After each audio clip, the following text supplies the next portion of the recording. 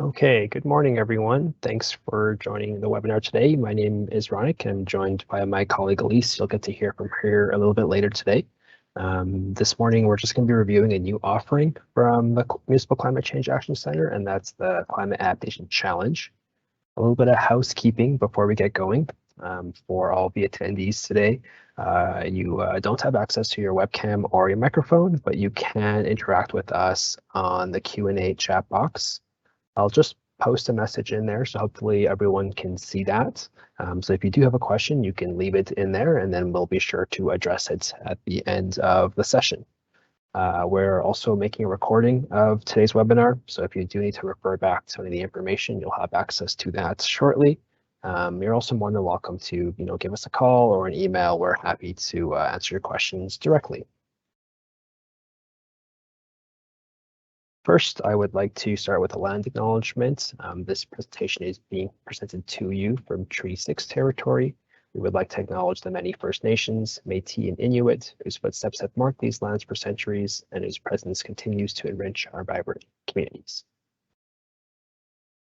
For the folks that maybe aren't familiar with the Municipal Climate Change Action Center, just a bit of background here. We were founded in 2009 as a partnership or a collaborative initiative between three organizations: the Alberta Urban Municipalities Association, the Rural Municipalities of Alberta, as well as the Government of Alberta. In our time, our programs and services have created real savings and real change in local communities all across Alberta. Some of our impact is shown here with the stats on this page. From clean energy generation, energy efficiency projects, or one-to-one support, we've really seen that communities have been able to improve their resiliency and support local economic growth with some of our programs. So as we continue to grow our programs and try and offer new things that are of value to communities, I'm excited to review the new Climate Adaptation Challenge with you today. This is our agenda for the next 30 minutes or so. Elise will take over shortly, and she'll introduce the concept of climate adaptation, the benefits that come along for planning in that realm, and then she'll also introduce the Climate Adaptation Challenge. I will then jump back on to review the participation timeline. And as I mentioned, if you have questions, you can leave them in the Q&A chat box as we go, and we will make sure to address them by the end of the presentation. So I'm going to shift it over to Elise. There you go. Hello, my name is Elise. So I'm going to be talking about how the climate is expected to change in Alberta. So the climate is already changing. In the past 100 years, Alberta's climate has warmed 1.5 degrees Celsius. And over the next 100 years, Alberta is projected to warm by another 4 degrees Celsius. This may not seem like a very large increase in temperature, but it can have dramatic local effects. So some climate impacts for Alberta are higher average temperatures that can lead to more intense and longer enduring heat waves. Alberta is expected, just like the ones kind of in this summer, we experienced a lot of heat waves. Climate change has led to increased instances of extreme weather events globally. For Alberta, some extreme weather events include tornadoes, severe snowstorms, rainstorms, windstorms, for example. Increased drought and severity can lead to loss of crop yields, increased food and grain prices, and fire additionally are risks that arise from drought. And Alberta is expected to increase in wildfires in future years. Not only can climate change increase the incidence and severity of drought, but it can also cause unpredictable fluctuations in rainfall and water body depth and flow. So there are some differences between climate adaptation and mitigation, and both adaptation and mitigation focus on building overall climate resiliency. So this is the Climate Adaptation Challenge. Therefore, I'm going to mention kind of the difference between the two. So climate adaptation refers to anticipating the impacts of climate change and taking appropriate action to prevent or minimize the damage that may be caused, or to utilize opportunities that may arise because of climate change. On the other hand, climate mitigation includes reducing greenhouse gas emissions and storing carbon. And when you can store carbon, that's referred to as a carbon sink. Carbon sinks can include ways that carbon dioxide is captured, stored, or repurposed as well, forming it into new compounds. And some natural carbon sinks include forest and the ocean, for examples. They all store carbon. Human-made forms of carbon capture include storing carbon underground or converting it to another product, such as soap, for example. You can make soap from atmospheric carbon, which is very interesting. Adaptation is necessary because climate change has unfortunately accelerated in the past decade. And even if no more emissions were put out today, human-caused climate consequences would still occur for decades before all the excess greenhouse gases in the atmosphere go back to normal levels. However, both climate mitigation and adaptation are extremely important for increasing resiliency to climate change and reducing the overall impact of climate change, which is why I mentioned both here. So some examples of building resiliency, I'm going to talk about adaptation examples and mitigation examples.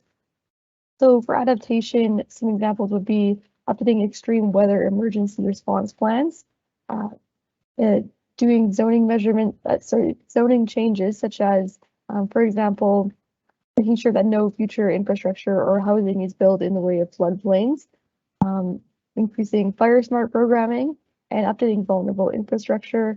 An example of vulnerable infrastructure, it can be vulnerable in all sorts of ways, but I'm just choosing an example of overheating, for example. If a building is overheating quite a bit, it can be updated to not overheat so much, and that would be a form of adaptation to climate change. Adaptation, you'll notice, is about avoiding some of the more immediate consequences of climate change.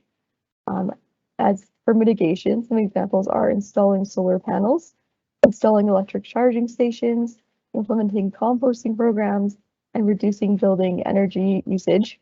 And these mitigation examples focus on reducing greenhouse gas emissions, and that helps prevent climate change from becoming worse. The Climate Adaptation Challenge is being delivered in partnership with the Municipal Climate Change Action Center and the All One Sky Foundation. And now we'll start to talk a little bit more about the actual Climate Adaptation Challenge. So it will offer free support to help municipalities understand how climate change is impacting their community and create plans to address the forecasted changes. 2 municipalities will be selected to participate. Will receive capacity building support to complete a climate risk assessment and adaptation planning. This is going to include direct support in identifying climate risk and opportunities for the community, projecting future impacts of climate change, and helping prioritize actions that can be taken to reduce the overall impact of climate change to the community. So the Climate Adaptation Challenge will be utilizing the Climate Resilience Express Toolkit, which was created by All One Sky Foundation. And these are free resource guides that municipalities can use for the basic process of creating a climate adaptation plan. We'll be using a workshop-based approach for the Climate Adaptation Challenge using the Climate Resilience Express Toolkit. And since 2015, All One Sky has supported 14 Alberta municipalities using the Climate Resilience Express approach. You can find the Climate Resilience Express Toolkit on the All One Sky website. Some of the supports and services that the Climate Adaptation Challenge program will offer are as follows. Participants will work in collaboration with the Action Center to access and use climate science and knowledge and local Indigenous knowledge to identify vulnerabilities, assess and prioritize climate risk, and develop adaptation actions and implementation strategies.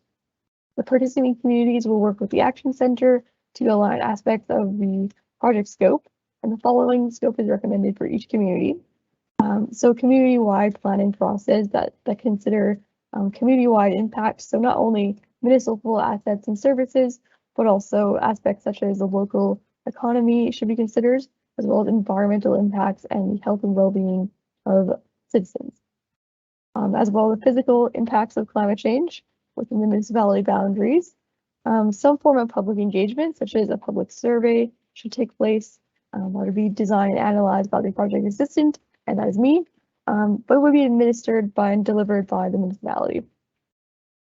One climate change risk assessment workshop session would be held with community staff and stakeholders, and a series of climate adaptation planning sessions with City staff and stakeholders would focus on key adaptation themes that emulate from the risk assessment results. And potential consideration for local Indigenous perspectives is also encouraged. The Climate Adaptation Challenge will use the Climate Resilience Express approach to help your community, and participating communities' adaptation plans are expected to include a summary of relevant community plans, policies, and bylaws, a summary of historic experience, climate impacts, and extreme weather, a summary of local climate change projections, a climate impact statement with definitions and thresholds, risk assessment results, a summary of action planning research, a summary of public engagement outcomes, and a summary of the climate adaptation plan. So those who can apply are communities designated as municipalities within the province of Alberta, which includes towns, cities, villages, summer villages, municipality districts, or specialized municipalities. And it's best suited, this program, for small or rural municipalities. 2 municipalities will be chosen to participate in the Climate Adaptation Challenge. We do have some commitments that need to be made for municipalities to participate, and that is assigning a dedicated staff member as a primary program support to contact with us, allocating about 20 hours per month for 6 months to complete the scope of the work, working through every step of the Climate Adaptation Challenge, which will be about a 6-month time frame, hosting workshops, and the amount and times of them will be coordinated with the community, of course. And of course, with COVID happening, we will also consider online webinars such as these ones. And ensuring participation of at least 10 community stakeholders at each workshop. So now Ronak will tell you about the time frame of the Climate Adaptation Challenge. Great, thanks, Elise. I'm just gonna flip my video on. There I am. Yeah, so I thought we would maybe break down the timeline for the participants. So we have 9 steps. Steps 1 and 2 are for all of those that are interested in applying to the program. And then steps 3 all the way to 9 are those for the 2 that are successful and are chosen to participate. So we'll look at each step in detail, starting with how to apply. So step 1, we're kind of doing this right now, but we definitely encourage everyone to review the program materials in detail. We do have a program guidebook on our website at mccac.ca. That guidebook includes all the information that we're sharing with you today and further details. We definitely want communities to understand what's being offered and how it's best suited for supporting them. If you think you are interested, we would encourage you to submit an expression of interest. The deadline to do so is next Thursday, so that's October 28th. Again, I just want to note that submitting an expression of interest does not secure your spot in the program. We're, again, looking for 2. Basically, the expressions of interest will ask you for some pretty high-level information about your community. We're trying to understand your need for this kind of support, your commitment to the work, as well as how you believe you could benefit. So we encourage you to really think about your answers there. You're more than welcome to talk to us, give us a call or an email to discuss your answers in advance of submitting that EOI. But then once they're all in, the Action Center will be assessing the community's need for climate adaptation support. We'll be assessing the level of commitment that you've indicated, as well as the completion of the questions in the expression of interest form. There's also an evaluation matrix that we're using to, score each EOI, and that's also available for your review on the website as well. And again, we're going to be picking 2 communities to participate. So if you are interested, please do submit before next Thursday. So once we have our 2 communities, the first thing that we'll do with them is sign a letter of commitment. There's also an example of this letter of commitment as a template in the appendix of the guidebook. Basically, this document is just there to outline the responsibilities of each of the parties, both for the municipality and what you're agreeing to complete in the timeline, as well as what we're offering through the challenge. We also look to, at this step, we would look to confirm who will be the primary contact on the municipal side, basically the person that will manage all of the tasks involved. And once the letter is signed, we essentially formally admitted our two communities into the program. So once we have them in the program, the first step really is just to have a kickoff meeting. We're going to review and confirm some of the details for the scope of work to be completed in the challenge. We want a bit of flexibility in, what we're looking for. You saw some of the things that are expected to be included that at least had reviewed, but we can kind of tweak them to best fit your community. We'll introduce your municipality to the Climate Resiliency Express framework that Elise had described. We'll outline how each step in the framework will be delivered to your community. The one thing, I think Elisa mentioned this, but the number of workshops that take place and dates for those will be coordinated with our primary contact. So we'll figure that out when we kind of get started. And as mentioned, we'll try and organize online webinars where we need to in response to COVID-19 public health measures. Now we would really start the bulk of the work, I would say, and that starts with background research. So the primary contact at the municipality will work with the climate adaptation team. The climate adaptation team includes staff from both the Action Center as well as All One Sky. But the team will work with you to review and summarize any relevant community plans, policies, bylaws, as well as impacts that you may have historically experienced around climate or extreme weather, and any other relevant community information that we may scope out in our initial meeting. From there, the team will collect and analyze local climate data. With the data, they'll quantify the likelihood of different climate impacts. And the primary contact will work with the team to establish impact statements that determine the appropriate definitions and thresholds for climate impact statements. At this point, we would probably start to engage some stakeholders to help review and verify some of the climate impact statements. With the climate data being kind of completed, at this point, we would move on and the team would work on identifying trends, assessing hazards and risks to various community assets. So the primary contact again here will work with the team to evaluate both the likelihood as well as the consequence of some of the climate risks within the community. And the primary contact and the team will essentially work on some of those public engagement tactics that Elise had mentioned, design and deliver those, whether that's a community survey or whatnot. And once that engagement is complete, we'll analyze the results and include that in our action plan, which is the next step. So we'll also start to review and summarize any current things that are being done in the community to manage risks or prioritize risks. And then combining those couple of steps ahead of this one, the team will then identify appropriate actions to address priority climate change risks and opportunities if they exist. So at this point, we're really moving towards the end of the project. There's a couple of things tied to finishing the project. Obviously, the main one is developing that plan. What's the ultimate goal is to have some sort of planning document based on the actions that are identified. When this final plan is ready, the team will communicate the climate risk assessments and the adaptation plan to any relevant community staff or local leaders. And then just a couple of things that we'd ask from the community to, I guess, achieve completion status. We really like for you to share that you've done this work. So some sort of media release or public announcement that just shares that you completed the capacity building project with the Municipal Climate Change Action Center. And if we get a chance to do some workshops, we'd love to see some images of the workshops or engagement events that we can use to help celebrate the project. So that's really the timeline that we have for the Climate Adaptation Challenge. Again, if you are interested, the deadline to submit expressions of interest is next Thursday on October 28th. You have until the end of the day to do so.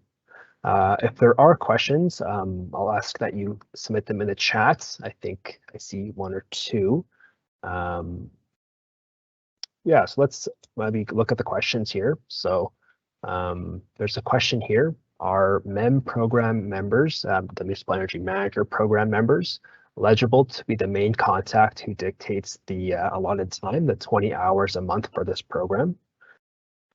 So from our point of view, that would be fine. We would just encourage any folks that are in that position that are participating in the program to clear that with whoever is their supervisor or leadership, just to make sure that your other activities that you're committed to in your role aren't impeded or limited by your participation in this program.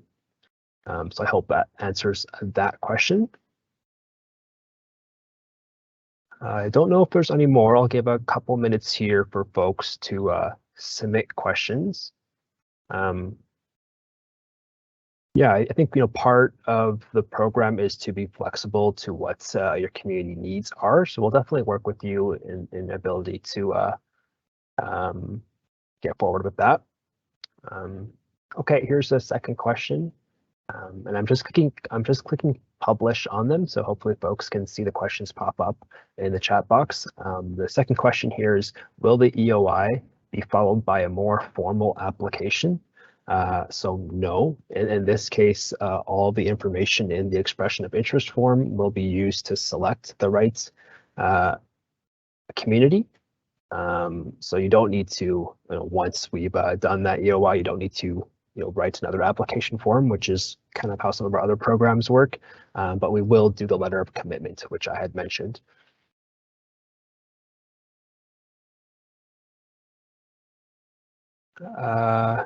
Yeah, so a couple more questions. I'm just going to publish them and then we'll address them. Why only 2 municipalities? Is this a pilot program? So I guess we're not using the word pilots, but in a sense that this is the first time that we're offering something. So part of it is to, I guess, test, how this can work for communities. So that's why we've selected 2. There are actually 2 program assistants that are working on this project. So Elise is one of them, and she'll be working with one of the communities. And then we also have a second PA who will be the main contact. So it's also a bit of a staffing connection. We have 2 staff working with 2 communities. I think kind of in a follow-up to that question, or at least related, after this intake, are there plans to have annual intakes for this challenge? Again, this is the first time we're offering something. I think there may be an opportunity to do so in the future, but I'm not committing to that for anyone yet. So I definitely, if you are interested, I would definitely encourage you to apply this time. If it goes well, we might do it again, but there's no, that's not confirmed. So yeah. Another question here. Is there funding available through the program to cover advertising in the community? So no, this program, we're really only offering the capacity building support. So that's really just in-kind hours to do some of the work. With the Climate Resiliency Express approach that we're using, that approach really has been built for communities to be able to do this by themselves. So what we're adding onto that is the ability to access the team, and they'll walk you through the step. So that's really only what's being offered. So at least in this iteration, there aren't any funding opportunities to cover any additional costs that you may incur. I guess those would just have to be spent by the municipality if you chose to do that.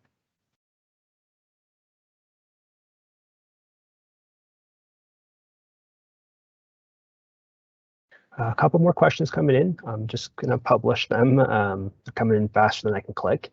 What do you consider a small municipality? Anything smaller than Calgary and Edmonton? That's a good question. I think we deliberately didn't define small. I think small and or rural. Essentially, we're looking for someone who needs this support, if that helps. So if you have an existing plan or something in this realm, you might not be a good fit for this program. So we're not really scoring you on how small you are, but if you can demonstrate a need for this level of support, that can kind of help you in terms of population size or anything like that. Will you consider extending the application deadline? there's a comment. Yeah, I know that province is just done municipal elections, that it's a very busy time, getting ready for the elections, and then now posts trying to organize as well. Currently, we don't have a plan to extend the application deadline. We are just looking for 2 communities. So I'd hope that you have the time to just get the commitment and application in. It's a fairly short process, and if you need assistance, we can also help you out over the phone or email, as I'd mentioned. I guess there's, if it comes to next Thursday and there's no applications, we may extend it, but currently my answer is no for extension on the deadline.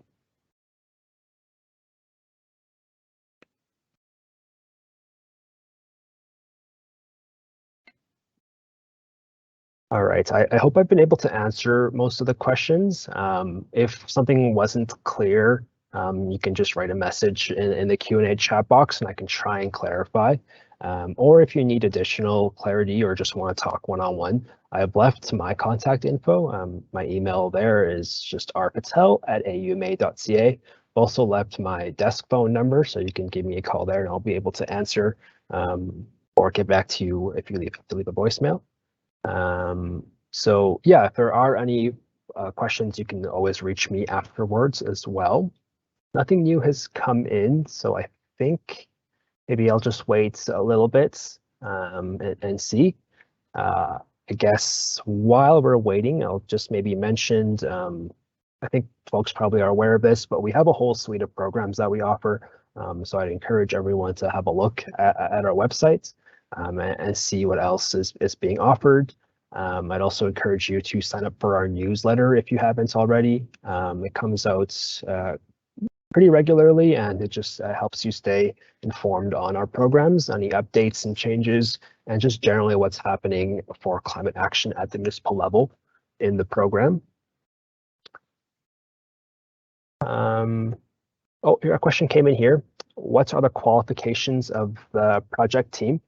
Yeah, so I'm not sure how to answer that question, I guess, in terms of like designations, but we've partnered with All One Sky intentionally, really leveraging their expertise to do some of this work. Maybe I'll just go back in the slides a little bit. All One Sky, I would say, it's definitely a leader in this work, and they've used this approach for multiple communities for over 5 years. So I definitely feel like the folks that are working on this project will be able to definitely support the community in the scope of project that's being discussed here. If you have further questions on the qualifications of who will be involved, you can get in touch with me and I can share that with you as a follow-up.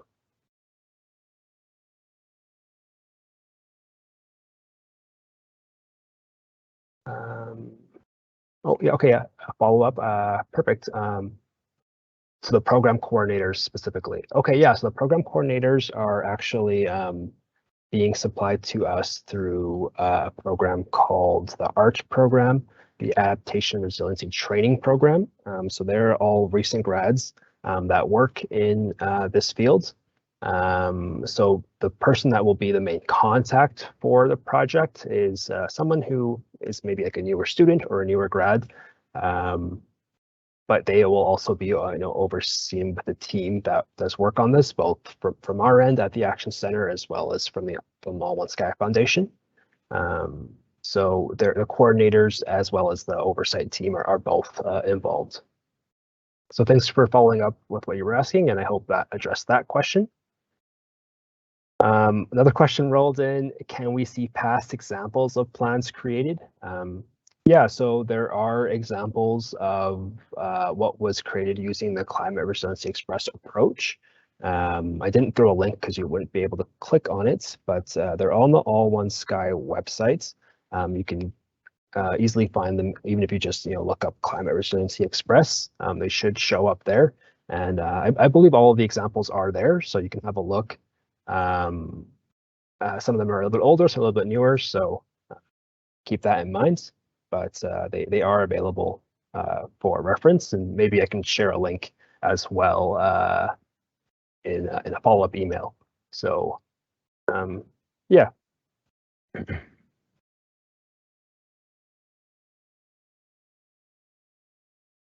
Okay.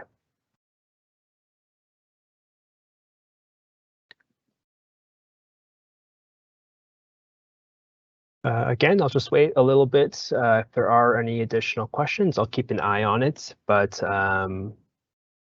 yeah, it doesn't seem like there's anything new coming in.